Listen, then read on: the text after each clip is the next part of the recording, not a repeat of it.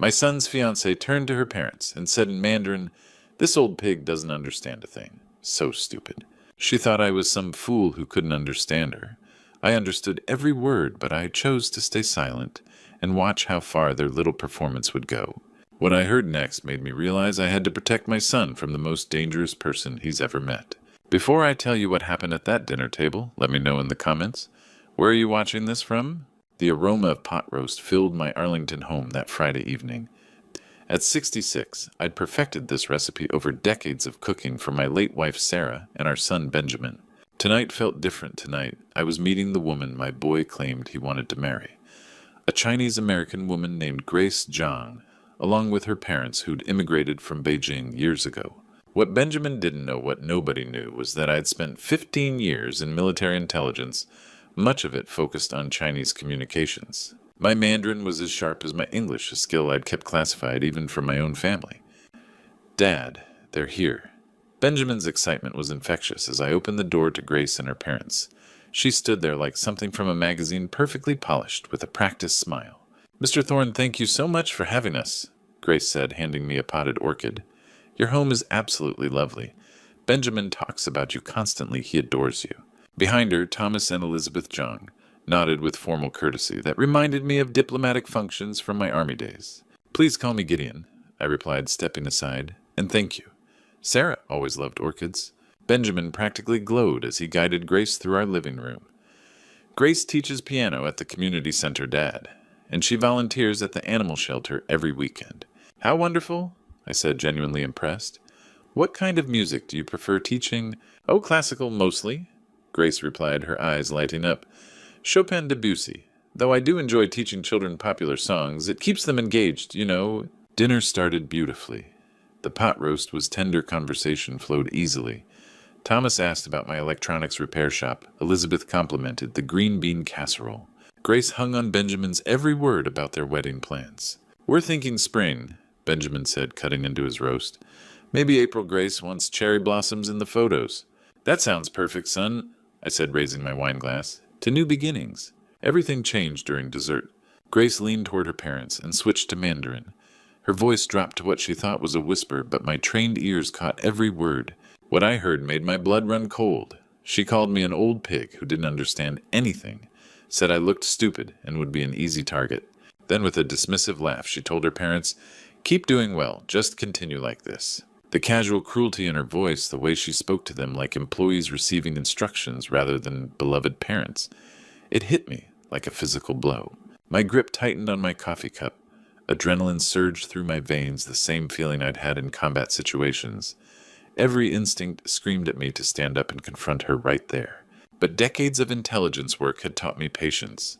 I forced my face to remain neutral, even managed a smile when Grace looked my way. "The pie is delicious, Mr. Thorne," Grace said in English, switching back to that honey-sweet voice. "You simply must give me the recipe. I'd love to make this for Benjamin." "Of course, dear," I replied, my voice steady despite the fury building inside. "Sarah would have loved to share it with you." As the evening wound down, I played the gracious host. I thanked them for coming, accepted their compliments, promised to have them back soon. Benjamin walked them to their car, completely oblivious to what had transpired at his father's table. When he returned, his face flushed with happiness. "Dad, thank you. This means everything to me. I can tell you really like her." I nodded and squeezed his shoulder, not trusting myself to speak. As I watched him drive away, I stood in my doorway, the cool October air clearing my head. She thought I was a fool. She had no idea I understood every single word. The smell of old electronics and WD-40 filled my workshop behind the house, mixing with the October morning air drifting through the open garage door. I'd been tinkering with this vintage Zenith radio for the better part of an hour, but my hands moved on autopilot. Sleep had been elusive all week. Every time I closed my eyes, I heard Grace's voice again. "Old pig, stupid, easy target." The words echoed in my head like a broken record, each repetition stoking the fire of anger I'd been trying to contain. 30 years of marriage to Sarah had taught me patience, but this was different. This was my son's future at stake. The crunch of gravel in the driveway interrupted my brooding. Benjamin's Honda pulled up, and I watched through the window as he grabbed 2 coffee cups from the passenger seat. My boy always was thoughtful, took after his mother that way. "Morning, Dad," he called out, ducking under the half-raised garage door. His face carried that same glow it had worn all week. "Thought you might need some caffeine. You look tired." "Thanks, son." I accepted the steaming cup gratefully. "Just been working on this old radio. Mrs. Henderson's grandfather's. She wants it restored for her daughter." Benjamin perched on my workbench, careful not to disturb the scattered components. "Grace loved meeting you last week. She keeps asking when we can come back for dinner." The mention of her name sent a familiar jolt of irritation through me, but I kept my voice level. "She seems very fond of you." "She is?" His smile widened. "Dad, I've never felt like this before. She makes me want to be better, you know. Her parents are wonderful too, so traditional, so respectful. They remind me of Grandpa Chen from down the street when I was little." I set down my coffee cup, choosing my words carefully. "Son, sometimes people aren't who they appear to be." The change in Benjamin's expression was immediate. His shoulders stiffened, and that easy smile faded. "What do you mean by that?" "I just think you should take your time. Get to know them better before making any big decisions." "Dad, you're being unreasonable." The words came out sharper than I had expected. "You barely gave her a chance. She was nothing but polite and gracious, and you're already finding fault." I tried a different approach. "It's not about fault, Benjamin. It's about being careful. In the service, we learn to trust our instincts." "Your instincts?" He stood abruptly, nearly knocking over his coffee. "Or your prejudices? Is this because she's Chinese? Because that's what this sounds like to me." The accusation hit like a slap. "That's not fair, and you know it." "Do I?" Benjamin's voice cracked with disappointment. "Grace warned me this might happen. She said some people have trouble accepting interracial relationships, even family." Grace warned him. The manipulation was so smooth, so calculated, it took my breath away. She'd planted seeds of doubt about me before I'd even said a word. "Son, that's not what this is about." "Then what is it about, Dad?" "Because from where I'm standing, it looks like you've already made up your mind about the woman I love." He headed for the door, then turned back, his eyes bright with unshed tears. "I thought you'd want me to be happy. Mom would have supported me. She would have given Grace a real chance." The garage door slammed behind him, leaving me alone with the smell of motor oil and my own regrets. Through the window, I watched his car disappear down the street, taking with it any hope of an easy solution. I picked up the radio again, my hands steadier now, despite the turmoil in my chest. Sarah's picture smiled at me from the workbench. My compass for 35 years of marriage silent now when I needed her wisdom most. But I knew what she'd say. She'd tell me to protect our boy, no matter the cost. If words wouldn't convince him, evidence would, and I knew exactly who to call. 3 sleepless nights had passed since Benjamin stormed out of my workshop.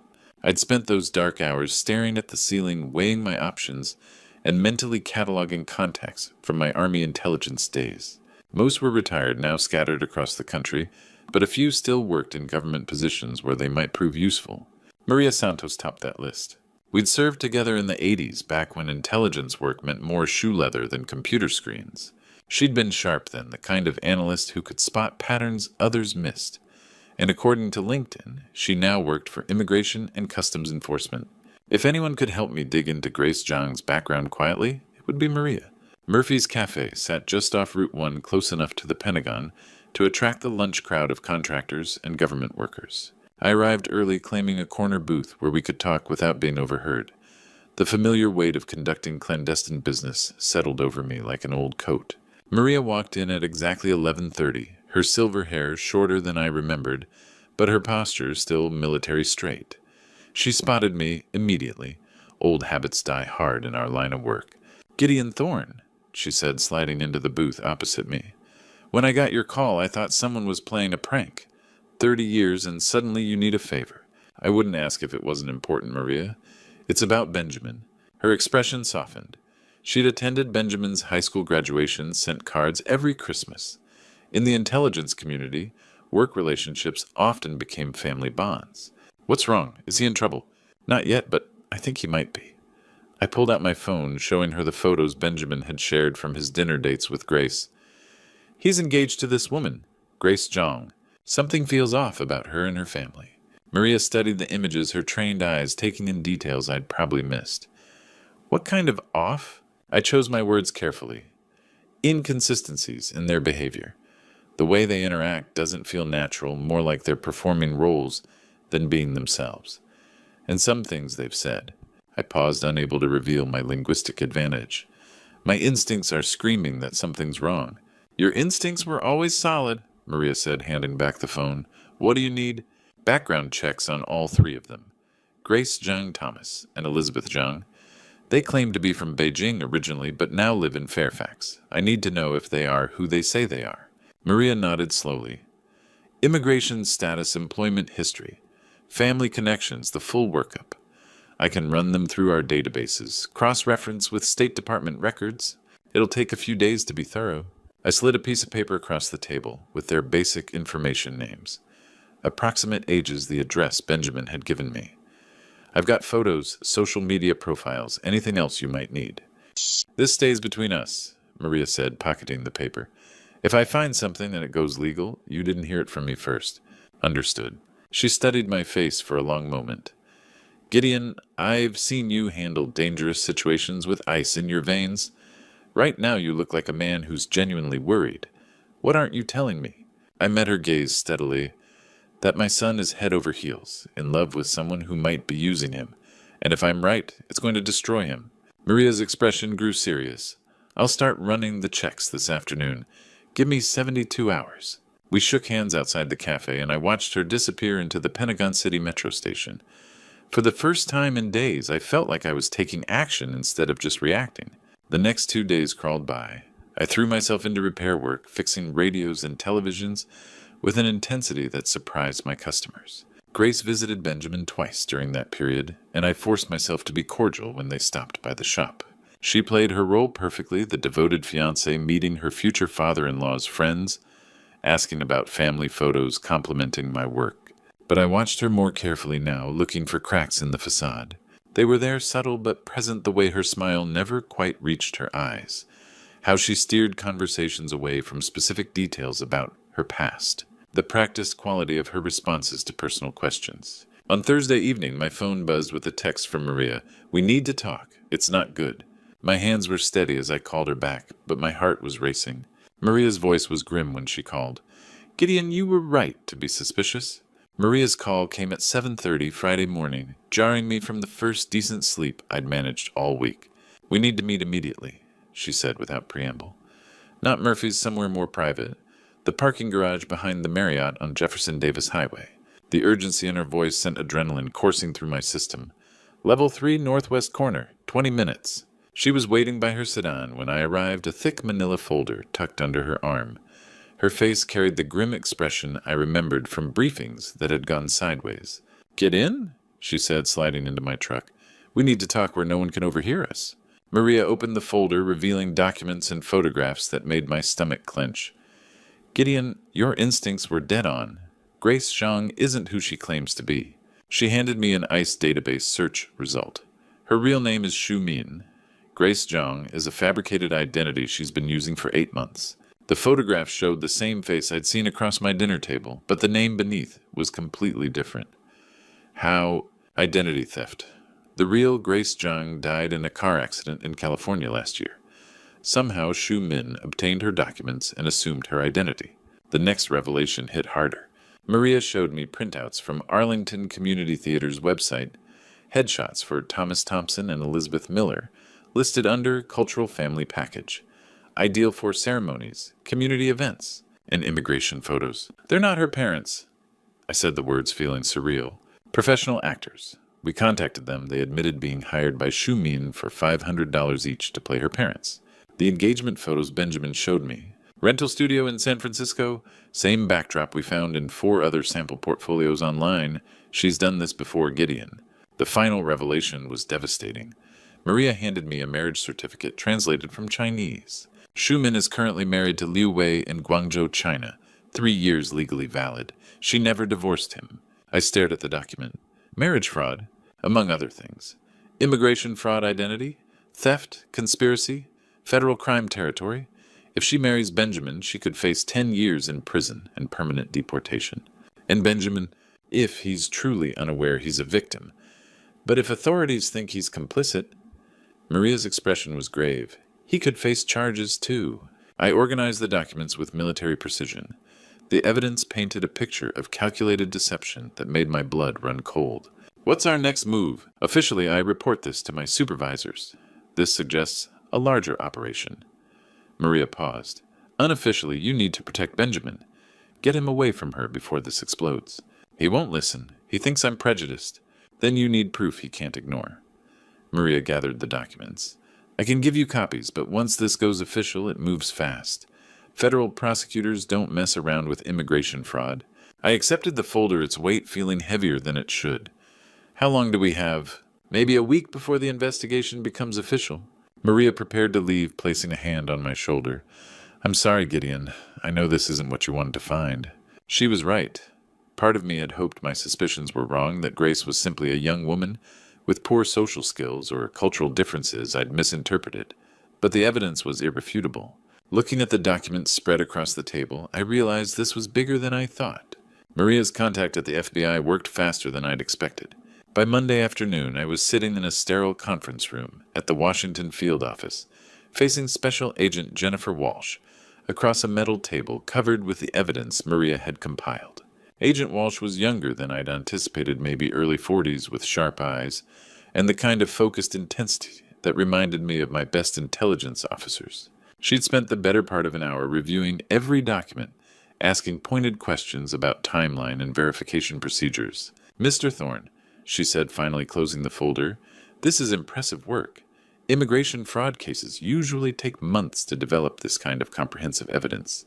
Maria Santos is thorough, I replied. Always was.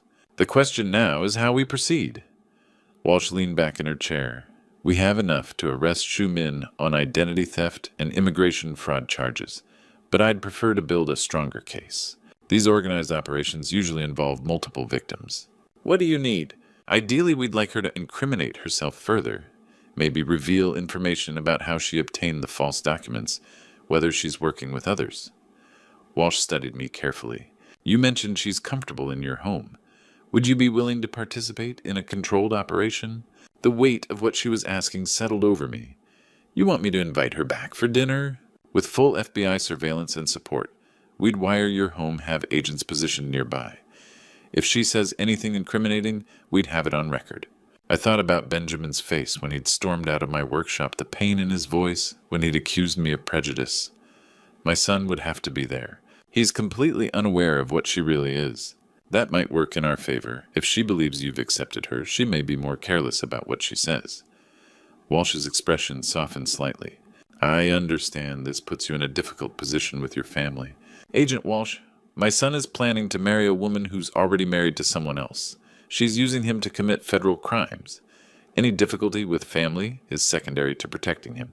She nodded approvingly. How would you approach this? I'd been thinking about that since leaving the parking garage Friday morning. I'll tell Benjamin I've reconsidered, that maybe I was too hasty in my judgment. He's been wanting us to have dinner again. He'll jump at the chance to arrange it. And Grace, she'll come. She thinks she's won, that she's successfully turned my son against me. She won't be able to resist the opportunity to solidify her victory. Agent Walsh opened a legal pad and began taking notes. We'll need at least 48 hours to set up surveillance equipment. Can you arrange the dinner for Friday evening? I'll call Benjamin today. Mr. Thorne, I need you to understand what you're agreeing to. Once we activate this operation, there's no going back. If Shu Min incriminates herself, we'll arrest her that night. Your son will witness his fiancée being taken into federal custody. The image hit me like a physical blow, but I kept my voice steady. Better he sees the truth now than discovers it after they're married. 2 hours later, I was back in my workshop, staring at Benjamin's number on my phone. The conversation would require every ounce of acting ability I possessed. He answered on the second ring. Dad, Benjamin, I owe you an apology. The words came easier than I'd expected. I've been thinking about our conversation, and you're right. I didn't give Grace a fair chance. The silence stretched so long, I thought the call had dropped. Dad, are you serious? I'd like to invite her and her parents back for dinner. Friday night, if they're available. I want to start over. Wow. Yes, absolutely. Grace will be thrilled. She's been worried that you don't like her. Tell her I'm looking forward to getting to know her better. After Benjamin hung up, I sat in the gathering dusk of my workshop, surrounded by the familiar smell of electronics and motor oil. In 3 days, I would sit across from Grace Zhang or Shu Min or whoever she really was and watch federal agents destroy the elaborate lies she'd built around my son's heart. As I set the table for Friday's dinner, I wondered if Grace suspected anything. Friday evening arrived with the crisp clarity of an October night. Grace and her parents appeared at my door at exactly 6:30, punctual as always. She carried a bouquet of white roses. Thomas wore a fresh-pressed suit, and Elizabeth had brought homemade cookies in a decorative tin. "Mr. Thorne, thank you so much for this second chance." Grace said, her smile radiant with what looked like genuine warmth. "I know Benjamin means the world to you. Please come in," I replied, accepting the flowers. The wire taped to my chest felt heavy beneath my shirt, but my voice remained steady. "I'm looking forward to getting to know you better." Benjamin practically glowed as he helped them with their coats. The relief on his face was almost unbearable. My son truly believed we were healing our family rift. Dinner progressed smoothly.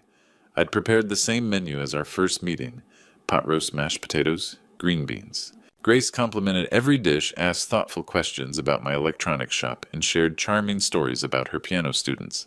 Her performance was flawless. "This is exactly how I imagined family dinners would be," she said, squeezing Benjamin's hand.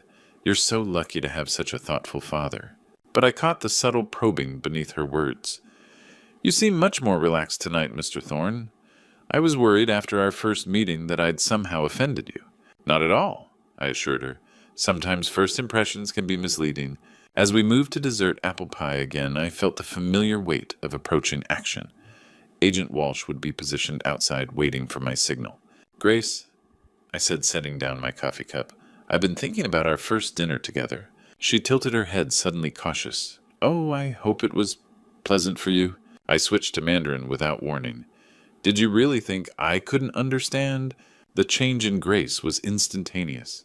Her face drained of color, her hand froze halfway to her mouth. What did you just say?" "You called me an old pig, said I was stupid and an easy target." Benjamin's fork clattered against his plate. "Dad, wait, you speak Mandarin. How do you know what she said?" "That's because Grace isn't her real name." I kept my voice level, professional. "Her real name is Shu Min." "Benjamin, he's lying." Grace's composure cracked, desperation bleeding through. "Don't listen to him." "She's already married," I continued. "Has been for 3 years. To a man named Liu Wei in Guangzhou." Thomas shot to his feet, his chair scraping loudly. "This is insane. We're leaving right now." "Sit down, Mr. Thompson," I said calmly. "Arlington Community Theater. Write $500 each to play loving parents." Benjamin's voice came out broken. "Dad, you speak Chinese. Why didn't you ever tell me?" "Military intelligence, son. I learned it 30 years ago." I watched his world crumble in real time. "I've been investigating your fiancé for 2 weeks. Grace grabbed Benjamin's arm frantically. "Please, he's trying to destroy us because he's jealous. He can't stand that you love someone more than him." The doorbell rang at exactly 8 p.m. Agent Walsh entered with 2 backup agents, their badges clearly visible. The professionalism of their entrance was both reassuring and terrifying. "I'm our Shu Mim," Agent Walsh said, her voice carrying absolute authority. "You're under federal investigation for immigration fraud, identity theft, and conspiracy." Grace's scream pierced the air. "This is entrapment! You set me up!" "Yes," I said quietly, "I did." Elizabeth collapsed into her chair, tears streaming. "We're just actors. She paid us $500 each. We didn't know it was illegal." Grace whirled on me, her mask finally falling away completely. "You think you've won, old man?" "I think I've protected my son." Benjamin sat in stunned silence, then whispered, "Grace, was any of it real?" She tried to run, then bolting toward the kitchen door, but Agent Walsh's backup was waiting. The handcuffs clicked with mechanical precision as they read her rights. Grace cursed in rapid Mandarin words I understood but wouldn't repeat. Benjamin remained motionless in his chair, hands shaking, staring at the empty space where his future had been sitting moments before. As the FBI car pulled away, Benjamin looked at me with eyes I'd never seen before. The silence that followed the FBI car's departure was deafening. Benjamin sat motionless at the dining table, staring at the empty chairs, where Grace and her fake parents had been sitting moments before. The untouched apple pie sat between us like evidence of a life that had just been shattered. I cleared my throat gently. "Son, don't." His voice was barely a whisper. "Just don't. Not yet." I walked to my study and returned with the manila folder Maria had given me. The weight of it seemed heavier now, loaded with the destruction it had caused. I set it carefully in front of Benjamin. "This is everything we found," I said quietly. "Her real name, the fake parents, the marriage certificate from China. I wanted to show you before, but I wouldn't have listened." Benjamin's hands trembled as he opened the folder. His eyes moved across the documents, the actor profiles, the marriage certificate, the identity theft evidence. Each page seemed to hit him like a physical blow. "How long have you known?" he asked, finally not looking up from the papers. "I suspected something the first night. I've been investigating for 2 weeks. 2 weeks." He laughed bitterly. 2 weeks while I was planning a wedding to someone who doesn't even exist. His phone buzzed a text message. Benjamin glanced at it and his face crumpled. "It's from her number. I'm sorry you had to find out this way. I did love you." Even now, she's still lying. I reached across the table, but he pulled back. "I need some time, Dad. I need to process this." That was Friday night. Saturday and Sunday passed without a word from Benjamin. I threw myself into repair work, fixing a vintage television for Mrs. Chen and rewiring a radio that had belonged to someone's grandfather. My hands stayed busy, but my mind raced with worry that I'd lost my son along with his fiancée. Agent Walsh called Sunday evening with updates. Grace Shu Min had confessed to everything in exchange for avoiding additional charges. The fake parents were cooperating, fully providing information about how she'd recruited them. Deportation proceedings would begin within the week. "Your son's not in any legal trouble," Walsh assured me. "He was clearly a victim in this." Monday night brought no call. Tuesday stretched endlessly. By Wednesday, I was convinced I'd traded my son's safety for his love, and the price felt too high. Then at 11:47 p.m. my phone rang. "Dad." Benjamin's voice was thick with emotion, barely controlled. "I'm here, son. I've been thinking for 3 days straight, and I keep coming back to the same thing." He paused, and I heard him take a shaky breath. "I defended her against you. I chose a stranger over my own father." "Benjamin, no, let me finish. You were protecting me, and I made you the villain. I called you paranoid. I accused you of prejudice. I threw Mom's memory at you like a weapon." His voice cracked completely. "How do you forgive someone who is so blind?" The pain in his voice nearly broke me. Son, loving someone isn't blindness. It's hope. It's the willingness to believe the best in people. That's not a flaw, that's who you are, and it's one of the things I'm most proud of. But I should have listened to you. Maybe, but if I'd been wrong, you'd have spent your life wondering if you gave up happiness because your old man couldn't let go. I paused, choosing my words carefully. Trust has to be earned back, I know that. But love doesn't disappear because of mistakes. The silence stretched between us filled with 30 years of father-son history. "Can I come over tomorrow?" he asked finally. "I want to understand everything. How you knew what you felt, how you managed to save me from myself." "Of course, I'll make coffee." The good stuff. The good stuff. After he hung up, I sat in my kitchen looking at Sarah's picture on the windowsill. Our boy was coming home. The next evening, Benjamin arrived with takeout Chinese food, a gesture that would have been impossible a week ago. We spread the evidence across the dining table, and I walked him through every step of the investigation. He asked hard questions, and I gave honest answers. As we finished the lo mein, Benjamin leaned back in his chair and studied me with new eyes. "Dad, I need to ask you something. How did you stay so calm through all this?" 3 weeks had passed since that Friday night dinner. The legal proceedings moved with federal efficiency.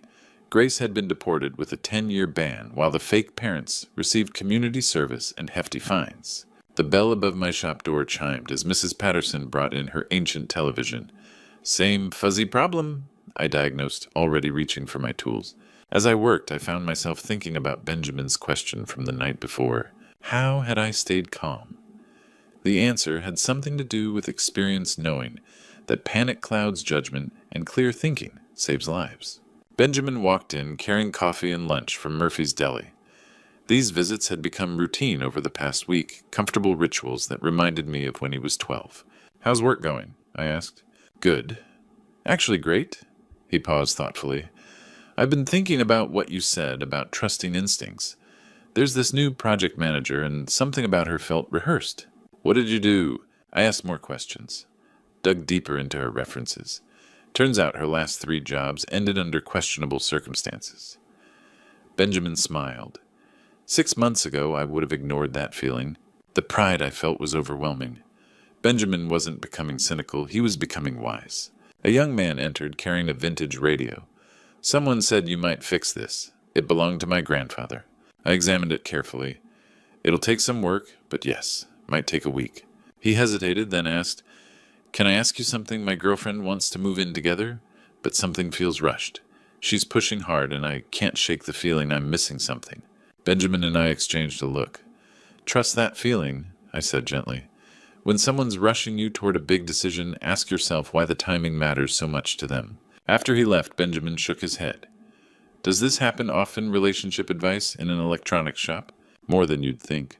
Some kinds of knowledge only come from living through things." We worked together for the next hour, Benjamin helping with inventory, while I shared stories from my Army days lessons about reading people, trusting teammates, making decisions under pressure. As afternoon wound down, Benjamin prepared to leave. At the door, he turned back. "Dad, thank you. Not just for saving me from Grace, but for showing me what it looks like to protect someone without controlling them." After he drove away, I stood watching his taillights disappear. The October air carried the scent of burning leaves and distant sounds of children playing. Normal sounds, peaceful sounds. Inside, I walked to Sarah's photograph on the kitchen windowsill. "Our boy is safe now," I told her picture, "and he's stronger for having gone through it." A father's instincts never retire.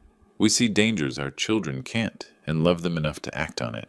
Sometimes that means letting them make mistakes, and sometimes it means stepping in when the stakes are too high. The trick is knowing the difference. I turned off the shop lights, already looking forward to Sunday dinner with Benjamin. Next time someone tried to deceive him, he'd know what to look for. Looking back on this journey, I realized that betrayal stories like mine aren't just about deception, they're about the strength we find when everything we thought we knew crumbles around us. This true story taught me that a father's love isn't measured by how much we trust, but by how far we'll go to protect what matters most. God gave us instincts for a reason. When something feels wrong, when the pieces don't quite fit, that's not paranoia. That's divine wisdom whispering through experience. I've learned that the Lord works through the skills we've gained, the people we've known, and even the sleepless nights that force us to act. The hardest lesson, sometimes protecting someone means becoming the villain in their story, at least temporarily. Benjamin hated me for weeks, but God knew what I couldn't see then, that our relationship would emerge stronger, built on truth instead of comfortable lies. These betrayal stories remind us that evil often wears a beautiful mask. Grace's deception was masterful, but the Almighty equipped me with everything I needed to see through it.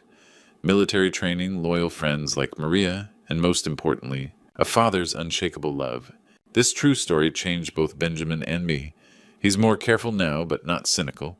He's learned to trust his instincts while keeping his heart open. As for me, I've discovered that sometimes the greatest act of love is refusing to let someone you care about destroy themselves even when they beg you to step aside. The truth is, we're all vulnerable to deception when we want something badly enough. But God places people in our lives, parents, friends, mentors, who can see what we cannot. The wise person listens. The foolish one pushes them away. Every father reading this knows the weight of protecting their children from dangers they can't see. It's a sacred responsibility that doesn't end when they turn 18 or get engaged or start their own lives. If this story touched your heart, please share your thoughts in the comments below. Have you ever had to make a difficult choice to protect someone you love?